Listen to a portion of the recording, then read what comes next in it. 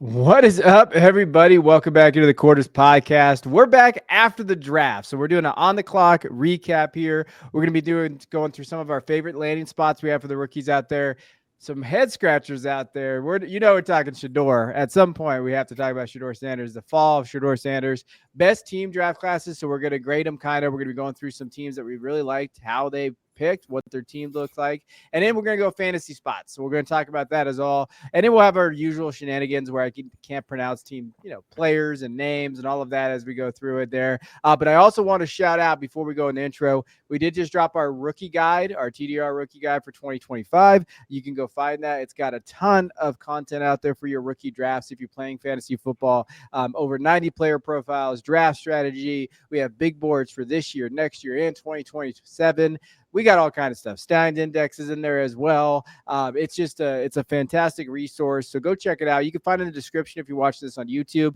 Below, you can find it on Substack, on our Patreon. There's multiple places to find it. You can just buy the rookie guide. If you're like, hey, I don't want to support these people anymore and I have to, you can just go buy the guide. Like that is available to you too. So go check that out if you do play fantasy football. If you're on the podcast, obviously go find those at those locations.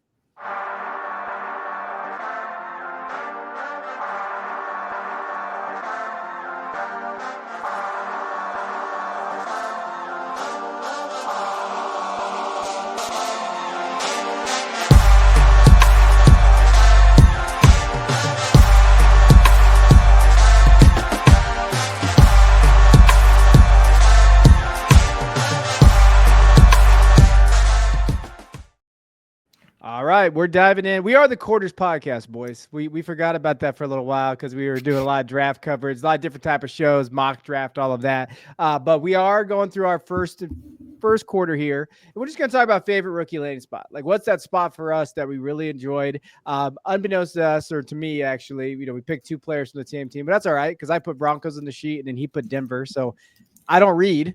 So we got two guys in there for you there. Two different teams, actually. We're gonna go with Randy's player here. So Randy, what was your favorite rookie landing spot out there that you saw in this draft? Yeah, I went with Trevion Henderson, just a high upside player. The knock on him is injury history, but that he's not going to get more than 15 to 20 touches a game. However, it's arguably he's going to have the best 15 to 20 touches in the game of any of these running backs of this class. I think he at least competes with Genty in that respect.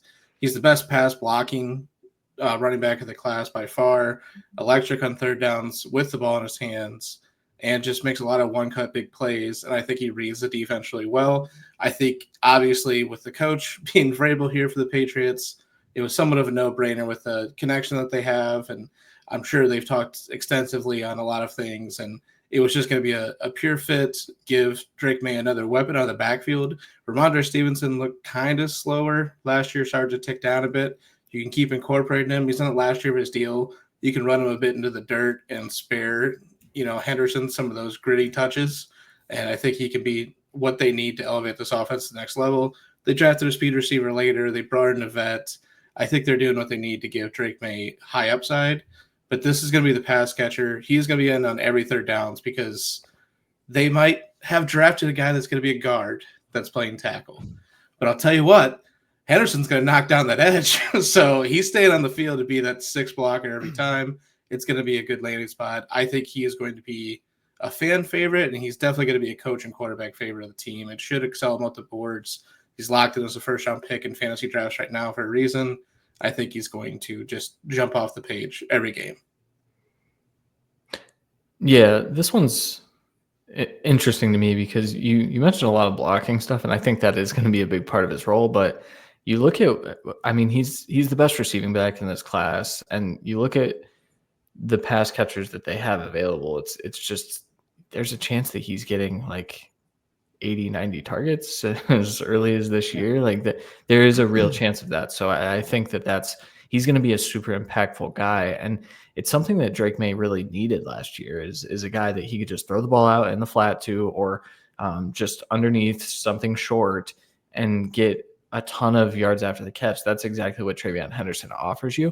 But he's also a damn good running back. I know there's a lot of people that pre-draft were like, oh yeah, he doesn't have good vision. And I would argue that they just didn't watch the 2024 film where he clearly got better between the tackles. Now, was he as good as maybe Quinshon Judkins between the tackles? I still say no, but I like what Travion Henderson is going to bring this offense specifically, especially with, like I said, a young quarterback, guy that could have used someone like this last year. I'm glad they're starting to put pieces around him. Hey, I love this spot for him. That's a great call by Randy. Like when he got drafted by the Patriots, I wanted to use the Shannon Sharp gif of him with the Mountain Dew, but Shannon Sharp's going through his own problems right now. And I was like, you know what? I probably should stay away from that on social media. But I think for me, this is just a hallmark pick for them. I think that he fits a lot of places. You guys hit on the head with the pass catching upside. This dude is going to be their offense probably this year. Like he's going to be a big part of it. And he's going to, even if he doesn't get the touches on the ground, he's going to get the touches as from just a receiving standpoint.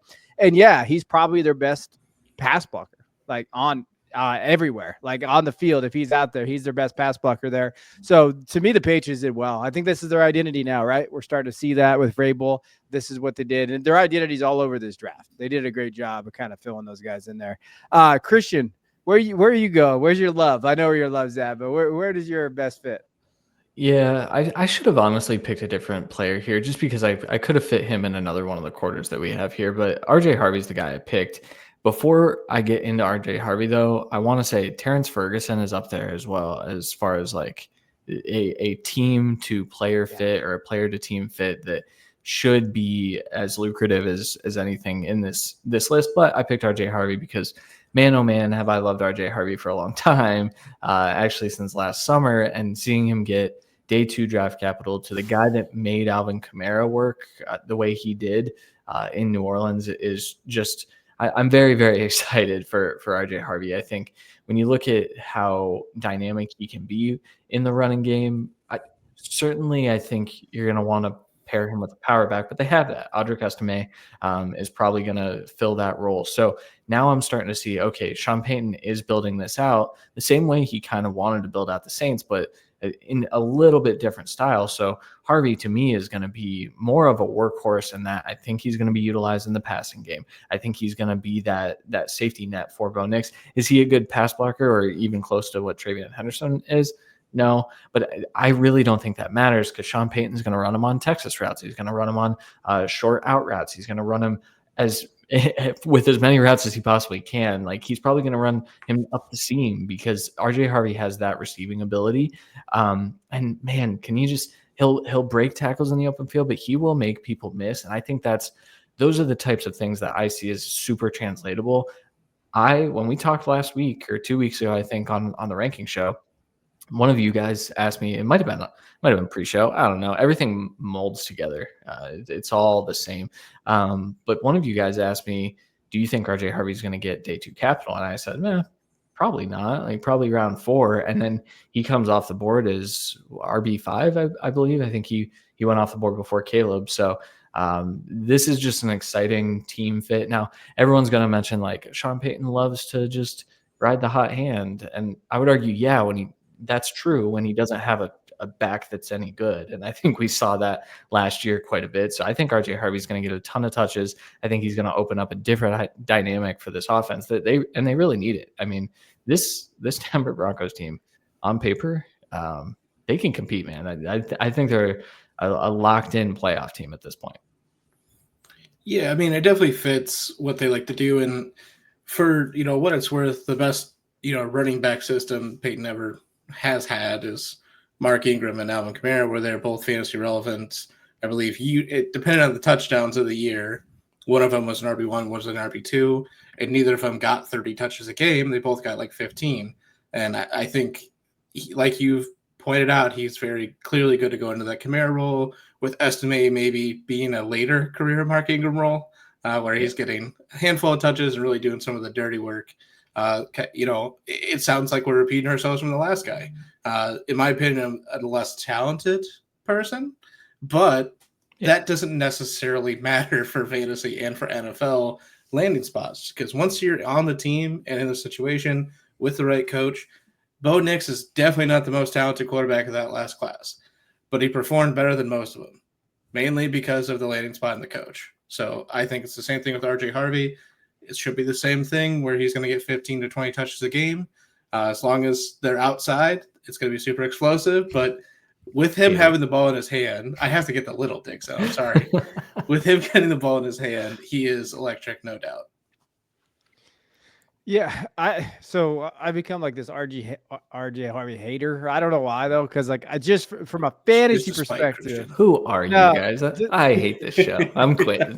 just from a fantasy perspective, I just hate him going like really early. Like I've been seeing him go really early. But from like a player standpoint in the NFL, we're just talking about like, hey, they drafted him for a purpose. Yeah, he landed in a great spot. I think the thing that they must have loved about him, Sean Payton probably looked at his ability to break tackles, right? 69 missed tackles this last year was really good. And when you're looking at just his change of direction ability, like good first step, get up the field quick, can make guys miss. Like those are things that are going to stand out in this offense. Now, will he frustrate people? Maybe how he utilizes his running backs? Yeah, that's Sean Payton. That's going to happen there. If Harvey's talented enough, though, I keep seeing the Alvin Kamara stuff, though. And listen, Alvin Kamara, almost Hall of Famer. He's in contention. I don't know if he's probably not, but close. That Edelman tier or like above it. I'd say he's a little above it, but yeah. So like, let's stop that comp. Like, I don't know about that comp. So not comp. Roll. No, that's how we said it. Yeah. I just want to be. I know you weren't saying we were saying that. I'm saying clear. And I think people are. I mean, it's natural to do that. The RJ Harvey comp for me has always been Kenneth Walker. I don't know if people remember when Kenneth Walker came out as a player, but the knock on him was, he cuts it outside a lot. And certainly Kenneth Walker has had his ups and downs, I guess, in the NFL. Like it hasn't been super consistent, but a lot of things have changed. If you put Kenneth Walker in a Sean Payton offense, that's the type of upside that I think I'm seeing from RJ Harvey. But I get pushing back on Alvin Kamara. I mean, yeah, Alvin Kamara was different. There's no reason he should have fallen in his draft. I know. You haven't said that, but I swear to God, if I see one more tweet that says Alvin Kamara equals RJ Harvey, like with a rocket ship, I'm gonna lose my shit mind. Like I'm gonna lose it because it's just those like. You can, I would say, usage role is fine. Like if that's what you want to kind of say, kind of like how everybody's been talking about the Joker role in that offense forever at the tight end spot. Like I get it. He's trying to mirror what he did in New Orleans, and that's fine. Like I think he has a quarterback. You have Harvey, these guys here, and he does think that we're not sure yet. I guess where would you be more comfortable with him in the fantasy drafts than Kev? 204. Obviously, I know it's not 103, but what? No, early second to me is fine. But I'm not taking him before Travion, Quinshawn. I'm not taking him before those guys, the tight ends, late round wide receivers. I saw him go 106 in a draft today. That's incredibly too high for me. For a fifth-year guy, like a lot of the analytics are going to tell you stay away from that. Yeah, I know I just took him in one of ours at 111, but he is like automatically my RB4, like in a desperate need for an RB4. That was the only reason why I took him there. And it's literally – but it's the same thing. I already know, like, he's probably never going to eclipse the other running backs on that team, which includes Kamara, ironically. Haters. I don't know. I don't have a – no, I get it. I understand. I've also been super high on Harvey for a long time, so I'm just excited. True. No, we're gonna say just because you got the capital. That's how that works. That's like true. You weren't allowed to be high on him until you got the capital. No, he was, because we did the running back show, and I remember like, look at RJ Harvey in the top 4. Like, look at that, or top 5. Like you sneaking him in there. You literally the same argument between me and Christian the whole time. Yeah. All right. My guy, and I'll be quicker on this because I picked defense, and I know, I got to be that defensive guy. I went the Broncos too. I thought they had a good draft, at least at the top. I don't know about that Pat Bryant pick, although I like Pat Bryant. But I took Jedi Barron, the cornerback, because I thought Barron would have gone earlier. Like we talked about him maybe being as high as 7, right? We talked about 6 possibly. Like we've been talking about him in the top 10. And he dropped, went to 20 to the Broncos, but man, if this isn't a fit for them, like, they get to pair him with Pat Surtain, right? So Patrick Surtain being there. I know Moss is there too, Riley Moss, but Barron, his ability to kind of go inside now, I think that he has that natural zone defender kind of instincts that you love, that he could play in the slot. He can really play any position in secondary. So this gives them that. And the Broncos did need help. Like, yes, they have Pat Surtain, but they needed, help back there in the secondary. This allows them, especially in that division with Herbert and Mahomes. We don't really care about Gino, but with Herbert and Mahomes in there, like, they're going to need help in that back end in the secondary. I thought this was a home run fit for them from just a defensive perspective. I think it helps. I think that they have one of the best defenses, but this just improves it, gives them versatility back there in the secondary, and sitting there with base on the board and how that cornerback kind of, position. We saw Will Johnson fall. We saw some of those guys kind of fall. I think this is a great fit. I think defensively, they could be one of the best top 5 defenses in basically in football easily. And this helps them in that division, kind of stop some of those high flying offenses. And you got to look at it. I mean, his coverage grade was 91.1, and he had at least, I think it was over 400 snaps, easy, right? So coverage snaps. So it was there. I mean, he did a great job just from a defensive perspective last year. He's one of my favorite players. So Broncos got a great one there. Christian, what's your take on defensive side? I mean, to add Barron, Talanoa Hufanga, and Drake Greenlaw in one offseason on that defense. And then, I mean, those are like the starting additions, but they also added Savion Jones on, I think, day 2. I think they traded up into round 3 for Savion, one of the last picks. Quay Robinson in round 4, like 2 really great rotational. I love Savion Jones. We didn't talk about edge rushers after a certain time, but I got to Savion Jones later, and like, he's a perfect fit for what they want as far as their down defensive linemen. So when you have an attacking defensive line and you have Jahdae Barron, who can kind of clean up around, like, you play him in the nickel, that means he's close to the line of scrimmage. That means that he's impacting the run game. That's the type of player I think they needed, because you're going to want to keep Riley Moss on the outside. I think Riley Moss can kick inside, so you can kind of rotate these guys as you need. But Barron is like, I mean, there were a lot of Brian Branch comps, and like, I think I could see a Brian Branch like role for Barron where he's impacting the game literally every snap. So really, really great fit. I was shocked, to be completely honest, with Omarion Hampton still on the board at 20. I know that was kind of a pick that many thought was going to happen, because a lot of Denver beat reporters said that was going to happen. But I don't think they expected Barron to fall that far. So Barron must have been higher on their board. So good pick. I enjoy it. This, like I said, this Broncos team is legit, man. Like, if Bo Nix can play just a little bit better than he did last year, I think this team is playoff bound easily. Yeah. And he, worst case scenario, he can help you try and take away Kelsey and Bowers just in division games. And that could be a huge impact. Obviously, 2 guys that have destroyed them for years, with Kelsey and last year with Bowers. But, the top weapons in the conference, or in the division, I should say. So getting a guy that can do everything and then help you in your biggest flaw, I think it's an obvious pick. All right. Any honorable mentions? I know we don't want to run out of time. Randy, got any honorable mentions for best fit? No. Ashton Genty? Yeah, I mean, it's just, I was trying to avoid like Genty and Ted and some, like, just because it's so obvious that they're the best fits. But, can I give a Savon Revel to the Cowboys? Yeah, in round 3. I hate it because it was a great pick. Yeah, it was an excellent pick, and it's such a great fit for what they needed at corner. And I know a lot of people like corner super high on their needs list. I just didn't see it that way. I think they have good corners. They've just been super unhealthy over the last few years.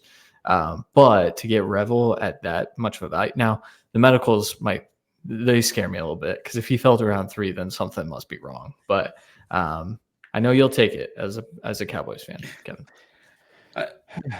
Yeah, I was gonna say I'll just say Walter Nolan at 16 of the Cardinals was so obvious, but just revitalizes the defense that they spent a lot of free agent dollars 2 years ago to try and reinvent.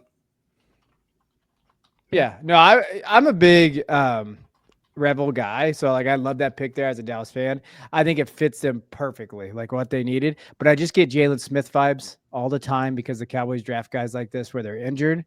And then how bad is that injury there? Going to the 3rd, I think matters. Like, why did he fall that low there? But I didn't put the Cowboys on here but they actually had a pretty good draft. If you can get back to Tyler Booker at 12 thing, like if you think that was a good pick, I think they had a good draft. I know. All right, let's move on here. Chaser with that Well, one. here we go. Second quarter, most head scratching draft decisions. So let's talk about some things that we were like, that is an interesting move for a team. We're going to start with the Browns because we do got to talk about Shador. So let's go through the Browns draft here. Round one, Mason Graham. They traded out of the 2 spot for Travis Hunter. They got Mason Graham at 5. They did get a first-round pick for next year from the Jacksonville Jaguars and only moved back 3 spots. Carson Schwestringer. I'm so glad I don't have to say that name anymore. Round 2 linebacker. Quinchon. It's actually Quinchon. Man, I really messed up that spelling. This is why I did graphics, folks. Yes, Quinchon Judkins. Totally messed up that bad boy. Round 2. Round 3, Harold Fannin Jr. Round 3, Dylan Gabriel, question mark, what's going on there? Then they got Dylan Sampson and then Shador Sanders at round 5. And I think the funniest tweet or something I saw out there was like, this is what happens when you auto draft your work league on Yahoo for fantasy, and this is how you get it. A lot of questionable moves, but let's first start with this. Randy, do you think it was a smart decision to move from 2 to 5 to lose out on Travis Hunter and get Mason Graham? Yeah, because you got to go. It's a team with a lot of holes. So you move down, you get an extra first-round pick next year. You still get what many consider blue chip in the class, and Mason Graham, automatically the best defensive tackle on the team, can help the pass rush, help the run defense. Smart move there. Then you also get your extra second-round pick to get Quinchon Judkins here. That's weird. And really fix what it was a real problem last year with Chubb getting hurt again, and obviously slow to come back from the injury from the previous season, and then getting re-injured again. Jerome Ford played well on occasion, but it really felt like more like he was just being given the touches. That's why it was an okay stat line. Now you get somebody that can have that amount of touches and still be super productive, great in the red zone, which Jerome Ford was not. And then obviously you pair it back up to give him a little bit of spell touches later with Dylan Sampson, but you really got to add all of it in. You reinvented your running back room with a trade back, and you set yourself for success next year with the 2 first-round picks. And if you need to go quarterback again, at least you have the ammo to do it next year. I like the trade simply because obviously you want Travis Hunter. I think it's a good fit, but you got to take the pros with the cons. I'm happy to get better assets for the future. My thing is, do you trust the Browns to draft those guys? I mean, I like Mason Graham and Quinchon so far. Okay. What do you think, Christian? Where are you at? So I think the trade back was fine. Everyone's talking about how Andrew Berry talked up Travis Hunter as if he was this, great thing. Shohei Ohtani, he calls him one of the best prospects ever. I mean, I think it's pretty clear now that was always just the posturing. It was always the come get him because we're taking him. And all the buzz was they were taking Travis Hunter. And then, I mean, the haul that they got was a quarterback haul. And if you can get a quarterback haul for a non-quarterback that gives you the option to go up and get a quarterback, I don't think they expected. I still don't think they expect to have their long-term quarterback on this roster. They drafted one day 2. They drafted one day 3. I don't think they should expect that. And I think if they do, they're idiots. But I mean, they are the Browns, so that could be the case. But I think that gives them the ability. I think they were kicking the can down the road, and then the Gabriel pick is the one that doesn't make sense to me in this whole equation of like this narrative that I'm trying to sell myself, that the Browns were just always kicking the can down the road with quarterback. They're going to try to go get a guy next year. My running theory was that they were in love with Drew Aller throughout the season. They would have taken him at 2. He went back to school. They said, all right, let's get another first-round pick so we can make sure we go get Drew Aller. Like, teams do scout in advance. Like, there's teams that are looking towards 2027 probably for Arch Manning and DJ Lagway. There are teams that are doing that. I think the Browns are one of those teams. To still get Mason Graham is really great. Like, to stay in the top 5 and do all of that, when I've talked about the Browns needed a defensive tackle. They needed pass rush. So it is a good pick. To build from the trenches is the way to do it when your team sucks. And that team sucked. A lot of Browns fans will give you, but they were so good in pass rush. No, they weren't. One player was good. One player they can only be so good. Like they need more players that can get to the quarterback. So I was in on it. I actually liked what they did until later, which we'll talk about now. And the more I think about it, the more I actually like what they did later. But I'll talk about that in a second. I think so. I would have took Hunter, but that's just me. I just think you take the best. I mean, I think Hunter is much generational than you guys think. I think I understand your viewpoint on it. But I think that you take. This is why the Browns are the Browns. I feel like sometimes because they don't take that premier player or that guy. And while the move makes sense, it's a perfect football move to move and do those things. I just don't trust them to make those picks. Like I just don't trust them. Like even next year, is Aller the guy, right? What's going to happen with Arch? How does that kind of, what happens there in terms of Arch is probably going to 2027 now. But the real thing is the thing that I don't understand is you trade for Kenny Pickett. You give up a 5th, which you could have used. Like, I feel like you could have had in this. Then you have Dylan Gabriel in the 3rd. No one was drafting Dylan Gabriel in the 3rd. Nobody was drafting Dylan Gabriel in the 3rd. Like maybe Miami's the only team. Miami's the only team. It's got to be the only team. I just saw the Eagles out there as being like 4th round possible, but I don't know. Like, I don't know just because they can stash a guy and they think whatever, but I couldn't see that. And then but if you flip Shador and Dylan Gabriel, I get it. Like Shador in the 3rd with Dylan in the 5th. Oh, okay. So I guess you just want to take another shot. Like, I don't mind taking shots there. I don't mind taking Shador in the 5th round though. Like, I think that's hell of a value. And I think that if this fall that happened to him, I don't know, like kind of knock some like grit into him. Like, hey, I'm going to go compete now. You guys all think I sucked and you guys passed on me how many times? And maybe I still think Shador could be the best quarterback in this room. Now the room is, okay, relative. Garbage. You look at the room, it's garbage. It's not great. Right. But I think that Shador can be the best guy in that room. So, and if that's the case, he develops and he turns out to be a Geno Smith-ish type quarterback. I think that's okay for this team and what they're trying to do this year. I didn't mind the draft. I just didn't like how they built it out, I guess. Don't love the deal. Harold Fannin, I don't really love that. They didn't go address a wide receiver. Like they already have Njoku. I get concerned about that. I mean, Harold Fannin is a wide receiver. So that's really why. That's the problem. This sets them up to be in 12 personnel a lot more. They really haven't had that second tight end that's been really any good for the whole Stefanski tenure. I mean, it's been Harrison Bryant and Jordan Akins, and like at least Fannin, we know can be prolific with the ball in his hands and can get open. Obviously, different level of competition here, but as the tight end too, and being able to flex out to the slot position, it gives you that added bonus. Plus, they signing Deontay Johnson. That's all that matters. Come on. Yeah, Fannin's also, I think he was the youngest player in this draft. And Barry is very much so into analytics and like the production age combination, I think is going to play on their spreadsheets. Jay Stein would fit in the Cleveland Browns front office. But okay, let me just quickly talk about Shador. So I guess my only problem with the Shador pick is it was very clearly, if you watched the broadcast, it was not Andrew Berry's pick. It was Jimmy Haslam's pick. And we've been down this freaking road with Deshaun Watson. We know that's the case. Jimmy Haslam has admitted to that. And then he did it again. He couldn't help himself. He probably sat back all through day 2 and said, I'm not making them do anything. And then he sat back for the first couple hours on day 3. And then he just could not help it and forced them to trade up and take Shador. The crazy thing is the process sucks, but the results might be okay because Shador Sanders is the best quarterback in this room. I think it's interesting, though, because I talked a lot about how Sanders' footwork isn't quite there. He can't really match up to routes all the time. And like some of that stuff he got away with. Travis Hunter helped him get away with that at Colorado. And I think there's legitimate, certainly we were talking about, I mean, a lot of our talk was how Shador wasn't worthy of a top 10 pick, but he was a quarterback and all the buzz showed us that he was going in the top 10 until he clearly wasn't. But there's some stuff on the film that suggests, okay, this is about where a lot of the film looks, but the flashes were a lot higher.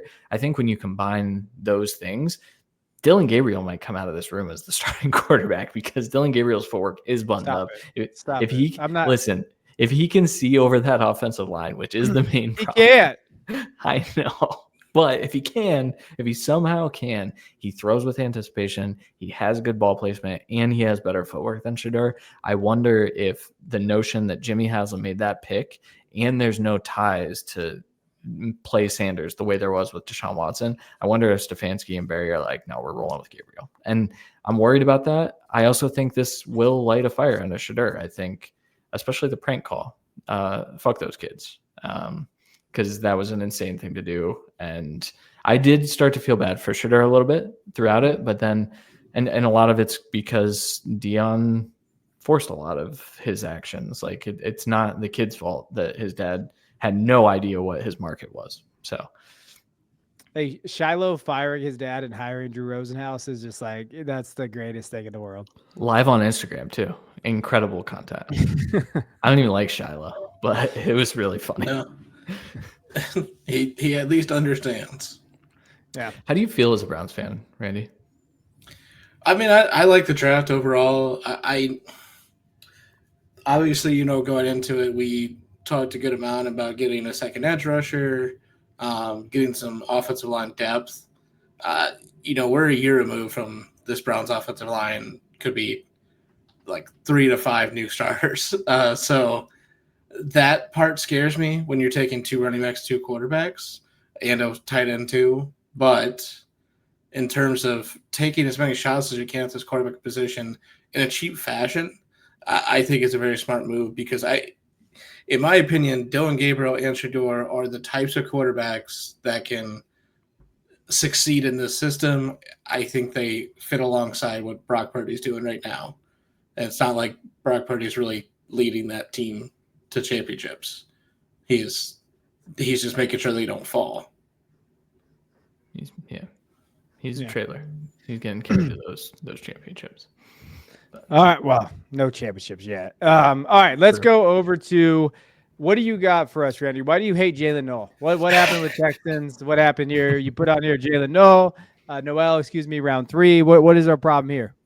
I would have loved for Jalen Noel to be any other team's pick, really. I think it was just a very strange pick. Obviously, we know Houston's going into the season with 4 tackles playing this year. 2 of them are going to play guards, and none of them are all that good. And to me, there's offensive linemen and other positions that were on the board there. You took, for my rankings, the better Iowa State receiver in round 2. You already have 3 slots on this team. So getting another receiver who, as of now, is going to be forced to play slot, and or Higgins is going to be your big slot, like Nico is at times. It just doesn't seem like a good team comp. It seems like a scared overcorrection for how this offense looked last year. And I just don't really like that because it was very clearly, besides injuries to the wide receiver position, I don't think wide receiver was the worst position on this team. It was offensive line. You rehauled the entire offensive line, and I'd argue it's worse. So to take what is basically a non-value pick here in the 3rd to get another receiver, it just didn't make a lot of team building sense. It's some of the same stuff we just talked about with the Browns, but this is a position the Texans don't need to throw everything at the wall and hope something sticks. You have a top 10 receiver on your team. And then when healthy, you have a phenomenal explosive wide receiver too. You got a great complement piece in Higgins earlier in the draft. And this just seems like a hat on a hat just for the purpose of hopefully Stroud doesn't look bad this year. Again, Stroud is going to look bad because of this offensive line. Yeah, Nick Caserio sucks. Terrible. Yeah. Just very bad. I think that's why I didn't even touch the Texans. I'm glad you did. I actually liked the Jalen Noel pick. And the reason I liked it is because I don't think Christian Kirk is any good. And I don't think Tank Dell is ever going to play football again at this point. So that's, so dark. The way they drafted this year is like, okay, so Tank Dell's done. Like he's never coming back. And so I think the Alabama kid, Mechie. That's one of those things. He got cancer, and I know that's awful and terrible, but he has not bounced back from that either. But And even when you like factor all of that in, like Randy's saying, you have Nico Collins and you drafted Jaden Higgins. I didn't like the Higgins pick. I didn't think that made sense. You already like, I don't think Higgins is necessarily an X receiver because of his struggles versus press. And like, I think he's actually best as a Z, or like Randy suggested, maybe a big slot. But to me, like Noel fits this tanked out role. So that's the one that I actually like. And actually for fantasy football, I'm ranking Noel ahead of Jaden Higgins. And I might be the only person in the world to do that because one was drafted ahead of the other. But as far as like where Stroud likes to throw the football, Noel can attack those areas. Now, the whole offseason for the Texans should be here head scratching. It's just they didn't build the team well. And I think CJ Stroud's going to suffer for that, unfortunately. Yeah. I mean, they got Ursery, but I don't know. At a good value. A good value, but I don't know where he fits yet. Like, and I but even like just even some of their like Graham Mertz, really? You couldn't go after another position? Like, why are you drafting Graham Mertz, who's not even healthy? Like, he tore his ACL. Like, that guy's not even. Yeah. He's gonna hang out with Tanked Out. Yeah, like, and when you're looking at it, like, and I just when you're looking overall, I agree. I think there's tons of guys on the clock that could have been there. I like Jalen, but I just feel like this team is, they have not been. They are so seat of their pants roster building. Like Christian Kirk trade, what do you have him there? Like it just is not a good way to build an NFL team. But he keeps getting a job, or he's like the new Bulky. He's the new Bulky. Yes. Just super Christian. This was like it's just weird. Yeah, well, and Christian Kirk was getting cut, and they traded a 7th round to keep his contract on the books. Yeah, it doesn't like the whole team building makes it again. Really, obviously it's not necessarily Jalen. No, it's really just the Texans' off season is the big scratcher, like Christian said. But this is just more of like the punctuation on it. It just you took an enormous tackle to get your 7th tackle on this roster with 1 guard and 1 center on the team. And it just wasn't the right pick. Again, Jalen Noel should be a good player. He should be good for fantasy and this team. They should have all the weapons they need. Great. But CJ has 2 seconds. So what does it matter at the end of the day? Ursery probably shouldn't start. And both Georgia interior offensive linemen went after this pick, and they were phenomenal fits for this team. That's where it really bakes in. And like you said, the rest of the draft didn't really make sense. They did the right thing to start. They traded out of the first, got more capital to really fill all the holes they had. And then they didn't fill the holes they had. They filled 1 hole twice. Man, Tate Ratledge was on the board when they picked Ursery. Yeah. And Wilson went like 10 picks after Noel, and the other one Fairchild. Fairchild went before after Wilson. Yeah. But still, that's absurd. Nick Caserio, shame on you. I hope you get fired. And I believe this was before like Wyatt Milam and a few. At least that's a tackle that's gonna play guard. Like Jesus. Yeah. Maybe they try Ursery at guard. I think he's like, isn't he like 6'8", 350? Like what? Probably. I think you could say the Texans had one of the worst drafts of the whole draft. Like if we were going into they did not do well. It's like, is Caserio just going to keep his job because he traded everything to have 2 top 4 picks and they both hit? Like, they were 2 top 4 picks. Of course they were going to hit. You hit on the top of the draft. They would. Way to go.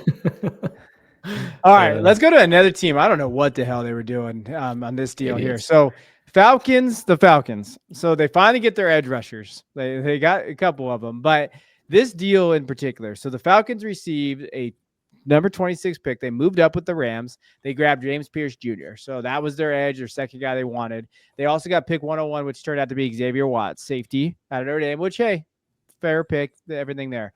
The Rams got number 46. They got Terrence Ferguson, which we talked about briefly earlier. Amazing fit. Like that's the home run pick there. They got pick 242, Konata Mumfield from Pittsburgh. I like Konata.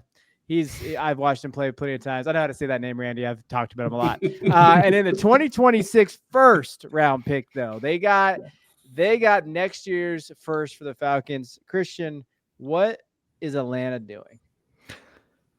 So that the 2026 first is my main hang up here because Yeah, the like deal's fine without that.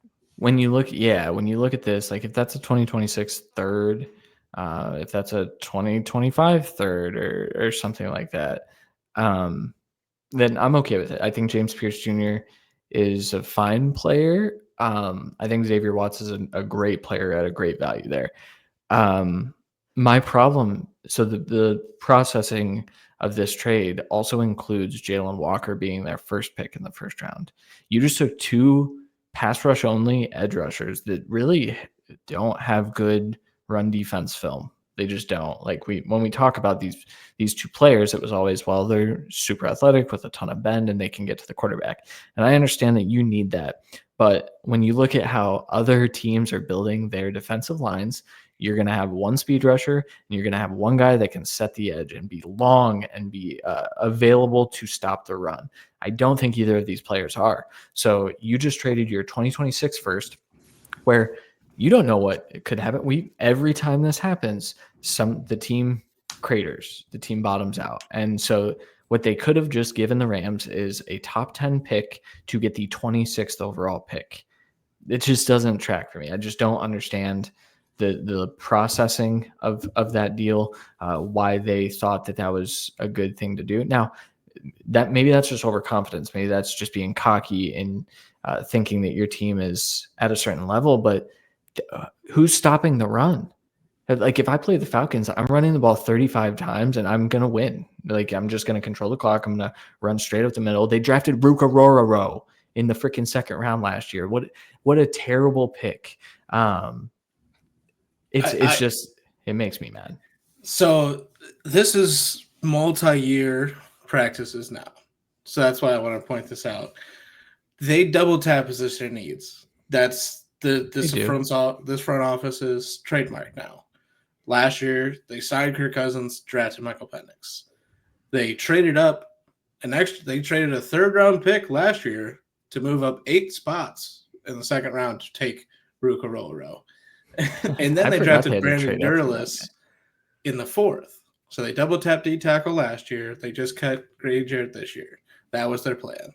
Now they have traded up again and overpaid, because that was very clearly an overpay. 8 spots for a third round pick is ridiculous. That's usually a pick swap, folks.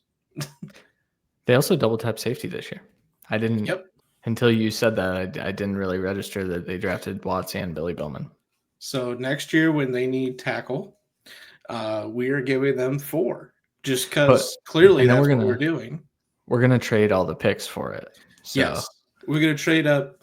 I mean, and like, you couldn't have gone. See, their real issue here for the Falcons is they didn't have a lot of picks this year. So they were cash strapped and couldn't do, pick 180 in a third or 150 in a third. So they had to overspend to go up to get their guy because they had no picks, because they keep trading up and send everything from minuscule trade ups. And they're just continually putting themselves in the ground. This catches up to you, folks. It just does. Eventually, Derek Carr will be your quarterback with a third of his shoulder, and you're going to be awful, because they have the blueprint from the Saints. They're just going to continue to use it. That's the problem. Like two big problems for me in this whole thing. Besides the deal, this deal was terrible. Bowman in the 4th is a reach. I don't care what anybody says. Like that's with their roster and everything there. Like you saw the issues from tackling. I worry about just how they're going to fit him in that defense. Like that's a big one there. And you're betting the ship on Michael Penix Jr. Like you saw him play 5 games last year. I think it was 5. And was it 5 or 4 or somewhere around there? I don't even think it was that. And he did not look great except for one game, which I think was against the Dolphins. If I can remember right, I think it was against one of those teams where, he looked pretty good in that game.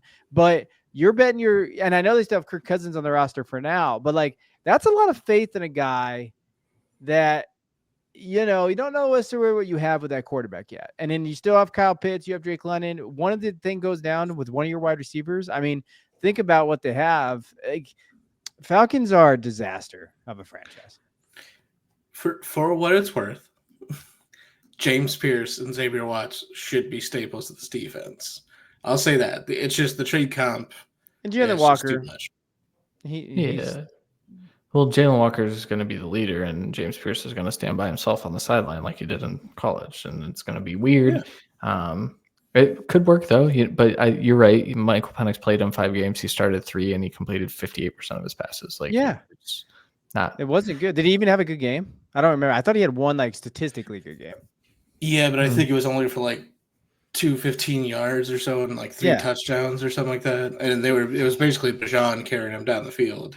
Which maybe that's their plan. Give Bijan freaking 345 carries and just thank you. And that might be I'm into that plan. I like that plan. All right. Let's go to third quarter because we're already behind, because that's just what we do here. We always get behind here. But we want to do is the best team draft classes for each kind of guy here. Hey, who stood out for you there? Let's go with the Giants. So what do you like about the Giants? I think that was Randy. I wanted to pick them too, but I hate the Giants so much. And I already knew who Randy was going to pick before we even did this show, because anybody that picked Darius Alexander was going to get on there. Like, you picked Darius Alexander. No. He would have made his way to Atlanta somehow, been like, oh shit, they crushed it. Like, I don't even know how they got there. They traded another first to get a 3rd round pick this year to take him. So what do you walk through the Giants? What do you think? Yeah, I mean, obviously Abdul Carter, arguably the best player in the class. It's a no-brainer. You make a strength of strength. You don't have to get rid of Thibodeau. Even if you do, you got a replacement who is already, I think, going to prove to be better. You traded up, and it wasn't a big trade up. It was along the lines of what we were thinking they were going to give up the whole time. They were able to keep that top of the 3rd round pick, trade their comp pick and some future capital, and really just get the guy that they believe in. And I'm okay with that. Obviously, Jackson Dart is my QB3. I think he has high upside if he's allowed to sit, which he's going to sit for this team. And he gets to pair with Dable, hopefully for the future. I think that's a good marriage for Jackson Dart and this team. I think he could elevate this team to where it needs to be. I don't know if he's going to be, a top 15 quarterback necessarily. I think he'll obviously get there for fantasy with the rushing upside with Dable, but I think it's a good marriage. I think it was the best fit for him. The second best was the Saints, but you end up here. You didn't trade away the farm to get him. You traded away less than the Falcons did to get James Pierce. So I think you really nailed that. I think you went up, got the guy you wanted, and then you were able to sit back in the 3rd and get an older prospect. He's 25 years old, played in Toledo. But Darius Alexander was easily a top 5 D tackle for me. He played all over the formation. He was a disruptor at every level, and he played his best games against the best competition. It's an obvious strength on a strength. You have the best D-line of the division, arguably, only because the Eagles lost people. Don't get me wrong. The Eagles lost a good amount of starters, guys. I think that's fair. We'll see if it comes back. But if you keep Thibodeau, this is a crazy defensive line. And I think Alexander gives you immediate impact and leadership. He can step on the field day one and play. You give Scatabo to be a good complement to Tracy. He doesn't have to start. He can be fullback on downs where you need it. I think it's a good just mix. I think he's the type of character that they want on this team. And I think that's a big part. This team, it shut down itself last year. You got a weird starting quarterback with the happiest backup quarterback in the league, and now you have a new quarterback to learn from that happy-go-lucky guy. We'll see if he keeps throwing those picks like that. But I think this is another pick that really just helps you develop this team as well as just the chemistry. I think he's a glue guy. I think he's a guy that should be able to remain on this team. I am higher on him than these two, but I know they know what Scatteroo can do. And obviously, I don't think he's going to be Peyton Hillis, guys. That's not going to happen. But I do think on a game-to-game basis, I think he can give you everything you want from a backup running back. I think he'd be your goal line back and spell Tracy enough to make it a lethal pairing back there with a very conservative quarterback play. And then getting Marcus Bow in the 5th is insane. It's a guy that obviously I thought should go day 2, probably later day 2. Obviously, there's a lot to work out. He still plays really high up on his pass sets and everything, but he's a big guard that's learning the position. This is a team that needs another lineman in there for the future. It was a smart pick. Again, we talked about some other teams, like how are the Texans not taking him Bow, but they're taking a quarterback that has no knee. Like these are the questions that we're talking about. And then Fedone is Christian's favorite tight end. This is a team that's been looking for that upside athletic tight end. They really haven't fully found it. I think Bellinger is a good upside shot. It hasn't worked out fully. This is another shot at it late. I think it's just a good guy that hasn't really unlocked his full potential. Maybe he can for this team. And then you get an upside corner. I mean, he's probably going to be special teams, but who cares? It's just another great draft from the Giants. I think their drafting is the only reason these guys still have jobs, and they're killing it. The back-to-back years. I would like the first 5 picks the last years have been great. Yeah. We don't have time to go into all of that, but I just want to say that you're trying to sell me on Cam Scatterbo by saying he's not going to be Peyton Hillis and he can play fullback. I'm so out on this kid. I meant he's not going to have the peak. He's not going to be given every carry under the sun, and we're just going to hope it works, was kind of my point. No, you're right. It's a good complimentary back. He's Peyton Hillis. That's a better comp than Chris McCaffrey that I saw the other day. That's just insane. Yeah. But he does everything. He's just you guys don't he's have just kids. not fast. You guys don't have kids, but have you ever seen Wreck-It Ralph? Yeah. That's my comp for Cam Scatterbo. Wreck-It Ralph. Like he looks like Wreck-It Ralph. Like that's my comp. I like that. We should do that in the guide next year. Go buy the guide, everybody. We should. Yeah, that'd be actually kind of fun. Comes. Yeah. And whoever I put you with Olaf, that means you suck ass, and I hate your guts. Like, because I hate Olaf more than anything. And big Olaf hater. I like Olaf. So annoying. All right, let's go over to me, Giants nailed it again. Like if they can ever figure out their quarterback position, if Jackson's the guy, I think this group has saved their jobs. If he's the guy, which there's a big if there. There's a giant if there, in my opinion, there. Over under weeks. What's the over under for which week Jackson Dart starts? 8. 7.5. And you taking the under or over? Over. Easy. I think once they're out of playoff contention, or possibly like they're kind of that middle line, like the 500-ish, they'll say, Russ, we're not going to let you simmer or whatever he's going to do at that point, and we need Jackson Dart to kind of go in there. I'm going to take the under. I'm going to take like week 6. They need a spark to save their jobs. They throw Jackson in. I mean, it's fair. I think with Wilson and Jameis, they can win 6 to 8 games. Jackson can do it. Like he has that experience coming from USC, going to Ole Miss, being in that system. He has I think he has enough games under his belt to do that kind of thing. I could see it. And I think that defense can save him too. Like I think you're putting a good rookie quarterback, a guy that can be serviceable on a defensive line that's going to terrorize offense. It's Bo Nix. It's Bo Nix again. Except I know. I hate it so much because it's going to drive me crazy. And I like Jackson Dart. Like I do. I think he's good. But yeah. All right, let's go to Jacksonville. You picked Jacksonville here, Christian, even though you were kind of the trade for Travis Hunter. So why'd you pick Jacksonville? So that's the thing. For the Browns, I think they won the trade. I think for the Jaguars, I think they needed to do something like this too. I think this is certainly a good time to get aggressive. Sitting back, certainly, do they have needs? Absolutely. Did they address the need that we thought that they would address, which was defensive tackle? Not at all. But to get aggressive, I do think there's a chance that they're bad again this first year. So I think maybe when we look back later, this trade doesn't look as well. But they drafted Travis Hunter. They spent all of that capital. They're going to play him both ways. I wanted him to go to a team that would try it. I don't know if he can do it. I just don't. Like I've talked about it. I just don't know if the rigors of the NFL will allow him to do that. But to get aggressive and go get another weapon for Trevor Lawrence is a smart move. Caleb Ransaw, like they didn't have a lot of picks early, but Caleb Ransaw was a player I really liked late. Riser up my board. Wyatt Milam. I'm not the biggest Milam fan, but I wasn't the biggest Milam fan when he was a potential first round pick. Like that just never made sense to me. This was the range. That is a need that they desperately needed to address. Bashal Tutin is in the Rashad White mold. So Liam Cohen coming over. I think Tutin's going to get quite a few carries. Jack Kaiser was another. We didn't talk much about linebackers, honestly. We had one show about linebackers.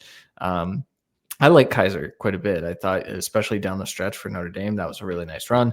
Jalen McLeod, I'm not a huge fan of this, but it's round 6 linebacker. You're playing him on special teams. I think that's a good add. Jonah Monheim and LaQuint Allen in round 7 is an excellent 7th round. Monheim was a favorite because of his positional versatility. You got 2 guys that could compete for starting jobs on the interior of that offensive line. Do I think Monheim's going to start right away as a 7th round pick? No, that would be silly of me. But you got yourself a ton of depth along an area of need. You addressed some of the concerns that you had with the offense with Travis Hunter. You addressed corner with that as well. So when they desperately needed a corner, and then LaQuint Allen can come in. I'm not a huge fan, but he can catch passes, and that is something that he can do. So if Tootin doesn't excel in that, Travis Etienne can't catch passes. Sorry to tell you, I don't even know if Travis Etienne's going to be on this team. I think he's getting traded, but LaQuint Allen can come in and kind of fill that role potentially in 3rd down situations. But I really liked the aggressiveness. I thought a young GM would be timid and not willing to make a splash, and he's just coming out of the gate swinging, and we'll see where it lands in 3 years. But overall, I thought this was a really good draft. Yeah, and like you said, Jonah Monheim getting a depth flex lineman this late is crazy. Monheim's played starting left tackle. He's played center. He's played guard. He can play everywhere for you. Even if he's your lineman 8 or 9 this year, he's an ideal backup. So it just makes a lot of sense. And yeah, you traded up to get your guy. You made the play, and you filled a lot of your needs past then. They clearly didn't think there was value at D tackle. We'll see. They're still going to get ran through is the issue. Oh, no, we're going there right now. What I had a comment, but I just had a college. Looks like someone did that on purpose. Had a college flashback there. Here's my hot take. Bayshaw Tootin is going to have a better overall career than RJ Harvey. All right, that's all right. Use my guys later. that's my take. I really loved it.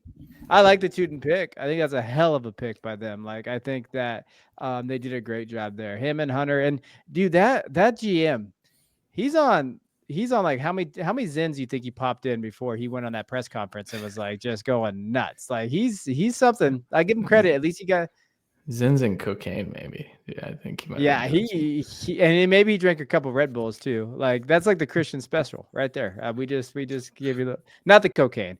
All right, let's get into Good catch. all right, here's mine. I picked the Kansas City Chiefs. I thought they did a great job. I thought it was a very solid draft. I love getting Josh Simmons there at the end. And you're talking about a guy that could be tackle 1. Like he could be number 1 at that position there. That's great. They needed to protect Patrick Mahomes. I mean, he was pressured over like 50%, I think it was in the Super Bowl. So when you're looking at that, you get a guy like Simmons. He's only, according to PFF, when you're looking at it, probably given up 1 sack in the past 2 years based on their grading system. That's a home run in my opinion. They got Omar Norman Lott, solid from Tennessee when you're thinking about what they need. He's a pass rusher, like inside.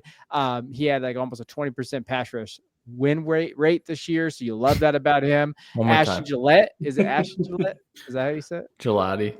Gelati, well, whatever, Gelati. He was great too, effective pass rusher. They really nailed, I think, their first 2 picks right there in the 2nd, 3rd round from a defensive line perspective. They needed to beef that up a little bit. Great job. I'm a big fan of Noah Williams. I actually really like him because I watched him at Cal. Like he was one of like those guys that when I go to their games, he's a stud. Like, and the things with him, he fits that mold. Length, physical. I mean, he is lengthy out there. And Spags is going to love this kid because he can move him around. 7 interceptions last year. I mean, Noah Williams is one of the more underrated corners, I think. I think when you're looking at it, I think he played for Cal, and it's just one of those things. But that's a great get. Jalen Royals, whatever. I like Jalen Royals, but you get speed and in the Chiefs offense, and you have to like that. I think Jalen Royals is better than Marquise Brown. I think that he's going to be one of those guys that can just give you that extra whatever you need him to do, maybe inside and outside. Like he's not just an inside guy. Jeffrey Bass, he's fine, but I really like the Brashard Smith pick. I think that's a great pick in the 7th round for a guy that was getting a little bit of more love than that. SMU kid, he's a great receiver too. So if they need to go back to that short game receiving work, they can do it with Brashard Smith. Like he's done that from the running back position. Overall, the Chiefs did what they needed to do out of this draft. I don't see anything wrong with this draft that they really didn't address. I thought they had a great job. Maybe they could have went maybe interior offensive line if they wanted to kind of beef that up, get some depth there. But great draft by them. Rashard Smith's like my RB11 because of this landing spot. I mean, he's just the perfect Andy Reid running back where they don't currently have a good pass catching running back on the roster. I think Pacheco did make it out alive. If you're looking from a fantasy lens, like he did make it out alive, but Rashard Smith is going to be, I think he's going to be on the field. And I know it's like crazy saying, oh, these 7th round picks will get on the field. I mean, Smith is the perfect fit. It happens. Like it doesn't happen all the time. And certainly he's going to have to compete, but he seems like a kid that will come in and compete. So I loved that pick. The Noel Williams was a top 50 player for me. I didn't get to talk about that either. We had done did we even do a corner show? No, listen, we ran out of time. Real life things happen, man. We did, yeah. So Noel Williams, I think, was like my cornerback 5, like inside my top 50. Just an excellent pick. The only one I push back on is Norman Lott. I was not a fan, but I know he was in NFL draft. Like if they didn't take him in round 2, he wouldn't have been there in round 3. So I get it from that perspective. I just didn't like the film all that much. I like what he is. That's my only hang up with the draft is he's clearly a good player. I just don't think he is. I don't think he's as much of an every down player as they needed to be that D tackle too. They lost a good amount from that room. I think they needed a more consistent player, but high impact on 3rd down. He was the best on the board, easy. Yeah. All right. 4th quarter, we made it. This will be more of a rapid fire, but favorite fantasy. God, I'm losing my mind. Football landing spot here. Tongue twister there. Randy, give us your favorite guy where they landed for fantasy football. I was really trying to avoid Christian's picks, even though they were kind of all of what I was going to be doing.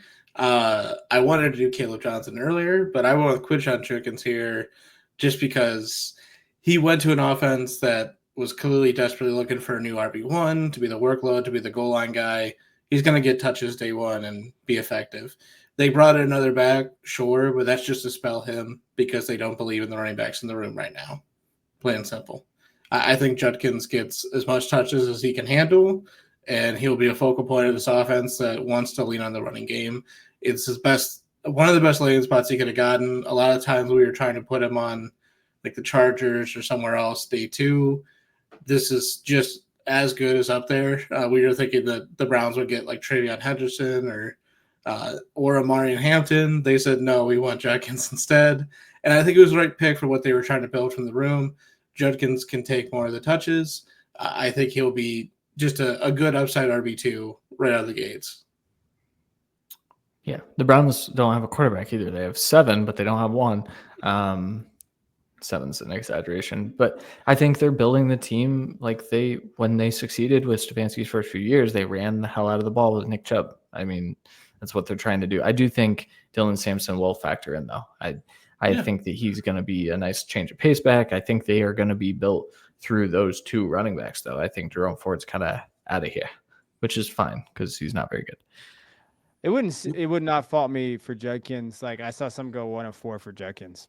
I'm okay with that. Like in a rookie draft, like if you're going to draft him that high, I think his volume, his usage is going to be there.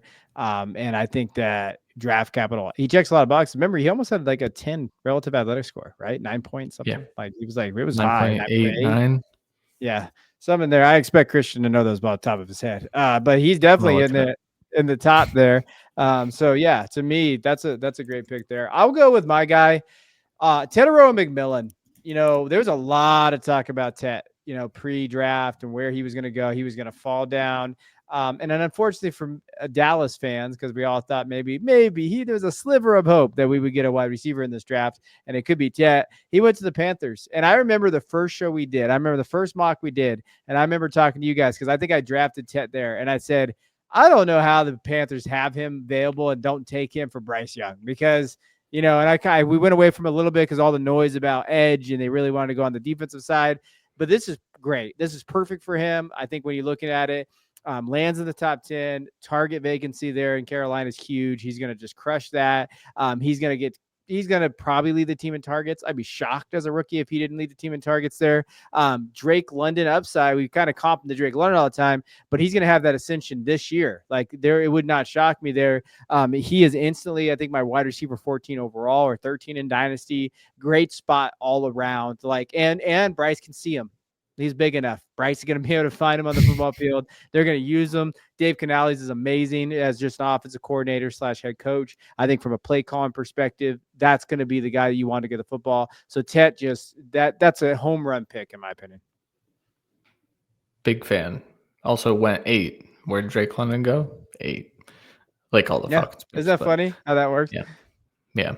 I mean, shout out you for nailing that months ago. And then you're right. We just went away from it because of the buzz. But anything on that, Randy, before I talk about Caleb Johnson? He should get just a ton of touches and be dominant. I mean, I think he's worst case a wide receiver 2 for you. Yeah. He's my 102 in rookie drafts for what it's worth. I will say 102, 103, 104 about in the same tier though. So you can go in any different direction there. So my guy's Caleb Johnson. He went to Pittsburgh. I think the comp that I had for him was James Conner, and I think that's hilarious that they just were like, you know what, we need James Conner back, but what we also need is just not Jaylen Warren taking the lion's share of touches. I think that could have been a problem. I do like Caleb Johnson's running style. My main concern with this one is Pittsburgh's offensive line isn't very good, and Iowa's was. It's fine. It's fine, but they lost. It was bad. They lost an overpaid tackle. They drafted well over the last couple of years. They have young guys. I think it should work out. So, yeah, I mean, I guess my main concern. So they're starting. Well, okay. I forgot about Mason McCormick last year. So yeah, they do have a solid interior offensive line. That was my only hang up with Caleb Johnson though. And because of that, I think they're going to run the hell out of the ball. They don't have a quarterback currently. Will Howard is probably projected to start. He was taken in the 6th round.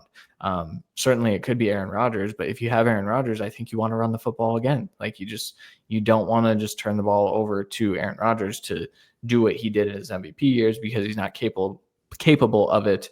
And he's a freaking loon. So I don't even know if he'll be on the team or what will happen there. But Caleb Johnson to me is going to be in the same mold of Quinshon Judkins. Not as good, but still we've seen it. Volume is king, and Pittsburgh loves to give big backs a ton of volume, especially big backs that they took on day 2. Yeah, if not the best division.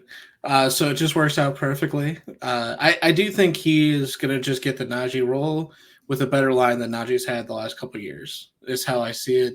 And he was running back 20 and 23 in PPR.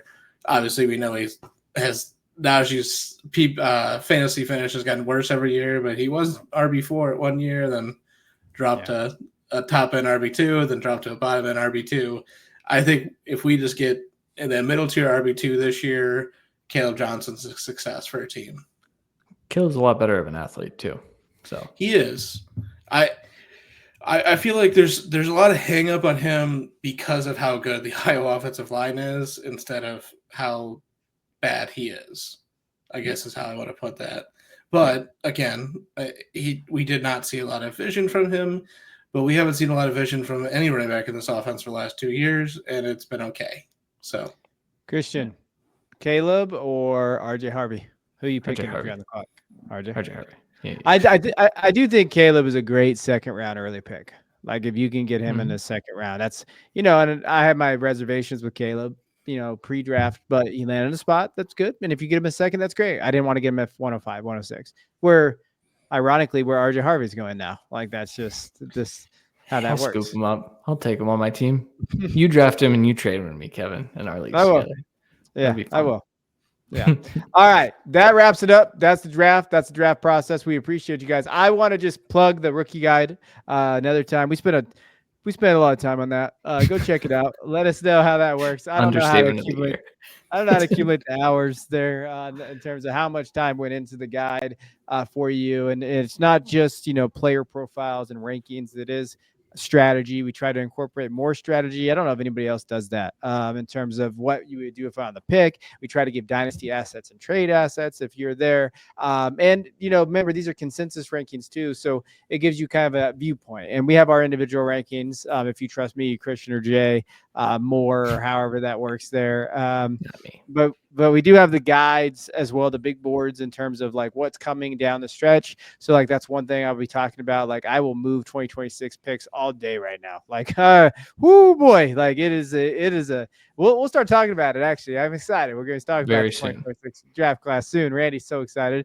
So we're going to be looking at kind of that class, but from a fantasy perspective, it's going to be a rough one for right now, unless some guys really pop off. So go check out the guide. You can find a description below. You can go on the, if you're on the podcast, go to, our Substack TDR or the Patreon. Just type in the Devy Royale Patreon, and you can find it over there. So we appreciate everybody out there that supports us. We wouldn't do it without you guys. So thank you.